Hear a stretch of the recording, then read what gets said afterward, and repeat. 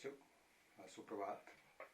मैं डॉक्टर अली जलाल पेशे से एक शिक्षक हूँ और मैं आज बात कर रहा हूँ कि हम अपना स्वरोजगार यदि अपनाना चाहें तो उसके लिए क्या क्या कर सकते हैं। पिछले वीडियो में मैंने बात की थी कि स्वरोजगार जो अपने स्थानीय स्तर पर हम कैसे करते हैं, तो आज दूसरे वीडियो में हम थोड़ा उससे ज़्यादा और भी जो स्वरोजगार के माध्यम हैं उन पर चर्चा करूँगा।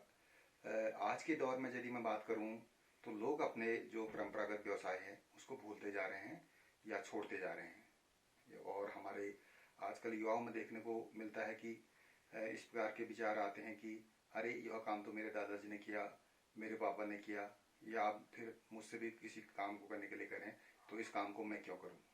देखिए, मैं यहाँ पर एक सरल उदाहरण से आपको बताता हूँ।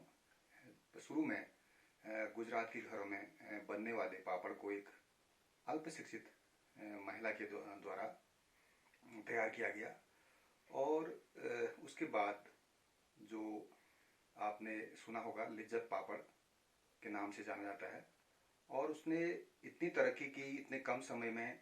और जो गुजरात की महिला समूह थे उन्होंने लिज्जत पापड़ की बदौलत अपने घर गृहस्थी शानदार ढंग से चलाई और आज भी चला रही हैं।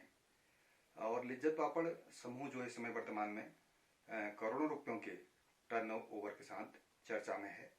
ऐसे ही हमारे गांव घरों में भी पैतृक रूप से चले आ रहे व्यवसाय जो हैं आज भी लोगों की ज़रूरत बन सकते हैं, लेकिन हमें थोड़ा उन पर गौर करना होगा, उनकी ओर को उन्मुख होना पड़ेगा। लेकिन उन्हें केवल वर्तमान ज़रूरत के अनुसार हमको प्रस्तुत करने की आवश्यकता है, नए नज़रिए से देखने की आवश्यकता है। यदि हम पैतृक व्यवसाय की बात करें तो उसमें कई व्यवसाय सामने आते हैं। हम बारी बारी से चर्चा करते हैं यहाँ पर। आज हम देखते हैं कि सब्जी बेचने का काम जो है वो रिलायंस कंपनी तक कर रही है। तो एक बड़ी सीख लेने की आवश्यकता है कि एक रिलायंस जैसी कंपनी जो नेशनल इंटरनेशनल कंपनी है वो भी एक सब्जी का व्यवसाय कर रही है और कई कंपनियां और इसमें लगी हुई हैं। तो हम उनसे सीख लेकर क्यों ना अपने आप को बाजार की ओर अपनी ओर आकर्षित बाजार को अपनी ओर आकर्षित कर सकते हैं।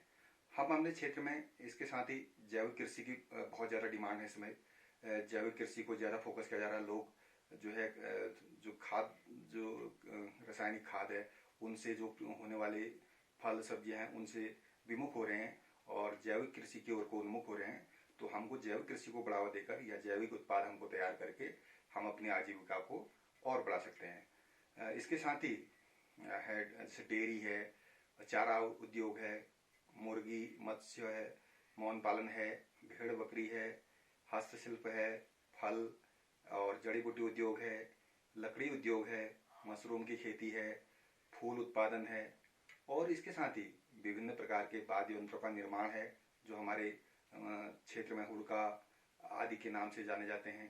और जो मिट्टी के बर्तन का काम है, औषधि पौधों की खेती है, सुगंध खेती है और इसके साथ ही जैसे खाद्य प्रसंस्करण हो गए, उसमें जैसे जैम, जेली, चटनी हो गई, अचार, पापड़, पहाड़ी नमक और पारंपरिक दाल जिसमें हम मुख्य रूप से जो गहत होती है हमारी वो औषधि गुणों से भरपूर होती है और उसका स्वाद भी बिल्कुल अलग होता है। तो उसको नेशनल इंटरनेशनल लेवल पर भी हम ले जा सकते हैं। उसके साथ ही हमारे भट्ट हैं, मडुआ है। मडुआ तो इस समय अंतर्राष्ट्रीय स्तर पर अपनी जो है ख्याति प्राप्त कर चुका है। उसकी जो है डिमांड अंतर्राष्ट्रीय स्तर पर है। मुनस्यारी के राजमा हो गए, हमारे पहाड़ी मसाले हो गए, तो इन पर हम जो है ज़्यादा फोकस कर सकते हैं। और ये देखते हैं कि पारंपरिक व्यवसाय के साथ फायदा यह है कि ऐसे व्यवसाय स्थापित करके अन्य युवाओं को भी हम रोजगार से जोड़ सकते हैं, उनको भी रोजगार प्रदान कर सकते हैं। अगर अपने व्यवसाय के लिए मेहनत कर रहे हैं तो आपके उत्पाद के साथ आपका नाम भी जुड़ेगा। कई बार ऐसा होता है, जैसे मैंने लिज्जत पापड़ का उदाहरण दिया, तो अब वो इतना फेमस हो गया कि उनको लोग उसी नाम से जाने लग गए हैं। और इसी प्रकार कई प्रोडक्ट होते हैं जो उनके नाम से जाने जाते हैं। तो आपको नेम के साथ इसमें फेम भी मिलता है। नेम एंड फेम दोनों आपके जुड़ जाते हैं इसमें। तो और उसके साथ ही जो है इसमें अन्य क्या माध्यम है उस पर हम बात कर सकते हैं। जैसे पर्वतीय क्षेत्र में, इसके अलावा जो हमने ऊपर आपको बातें बताई, उसके साथ भी आप स्वरोजगार के क्षेत्र में क्या क्या चीज़ें देख सकते हैं। जैसे हम बात करते हैं पर्वतीय संस्कृति की, लोक कला जिसमें ऐपण मुख्य रूप से है, फोटोग्राफी हो गई, चित्रकला हो गई, वीडियो निर्माण, फोटो फ्रेमिंग, पेंटिंग, इन सभी को हम स्वरोजगार का सशक्त माध्यम बना सकते हैं। और जो यहाँ आने वाले पर्यटक हैं, तीर्थयात्री हैं और विदेशी पर्यटक हैं, उनको भी इनकी ओर आकर्षित कर सकते हैं और अपनी आजीविका जो है बढ़ा सकते हैं। इसके साथ ही हमारे लोकगीत हैं जो काफ़ी पॉपुलर हैं, लोक नृत्य हैं जिसमें छोलिया वगैरह है, ये भी एक स्थानीय व्यवसाय बन सकता है हमारा। स्कीइंग है, रिवर राफ्टिंग है, शिलारोहण है, पर्वतारोहण, ये सब इन सभी को हम अपना स्वरोजगार का माध्यम अपना सकते हैं या बना सकते हैं। इसके अलावा हम देखते हैं कि कई क्षेत्र, हमारे पहाड़ी क्षेत्र हैं, होम स्टे वाला कॉन्सेप्ट आजकल बहुत ज़्यादा चल रहा है, जिसमें होटल, रेस्टोरेंट और गाइड का काम हम कर सकते हैं विभिन्न टूरिस्ट प्लेस पर, मंदिरों में और स्थानीय जो प्रसिद्ध स्थल हैं उन पर। और टूर ऑपरेटर्स का होता है, पैकेज टूर का होता है, तथा अन्य चीज़ें जो है जिसमें आपके फैशन डिजाइनिंग है, टेक्सटाइल डिजाइनिंग है, ज्वेलरी का काम है और वेब डिजाइनिंग का काम है, कार्टून निर्माण का काम है। इसमें युवा के साथ साथ जो हमारी बालिकाएं हैं वो भी अपना भविष्य संवार सकती है। इस हेतु अधिक जानकारी के लिए आप अपने क्षेत्र के वीडियो यानी जो क्षेत्र विकास अधिकारी, आपके खंड विकास अधिकारी हैं, उनसे संपर्क कर सकते हैं। अपने रोजगार कार्यालय से आप संपर्क कर सकते हैं।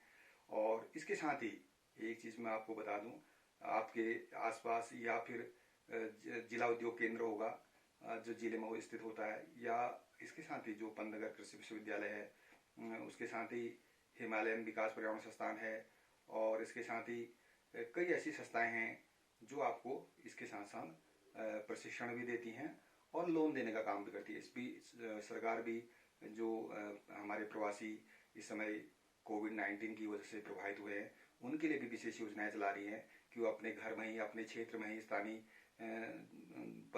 स्तर पर जो है स्वरोजगार अपनाते हैं, तो उनको सरकार हर मदद देने को तैयार है, चाहे वो ऋण संबंधी हो, कृषि संबंधी हो, या फिर उसके कृषि उपकरण संबंधी हो। तो जो भी इस समय आपके लिए भविष्य में योजनाएं बनने वाली हैं, उनके लिए आप अभी से नॉमिनेशन करा लें। और यदि आप अपना नॉमिनेशन करा लेते हैं तो आप जब ऋण लेंगे या किसी प्रकार की सहायता के लिए सरकार पर कहेंगे तो आपको निश्चित ही उसका लाभ मिल पाएगा। तो इन्हीं आशाओं के साथ कि आपका जीवन सुखी होगा और भविष्य में जो स्वरोजगार के इन माध्यमों को मैंने संक्षिप्त रूप में बताया आपको, तो इनको अपनाने का प्रयास करेंगे और जीविका को, आप अपनी आजीविका को बढ़ाएंगे और राष्ट्र के विकास में भी अपना योगदान दे सकेंगे। इन्हीं शब्दों के साथ धन्यवाद।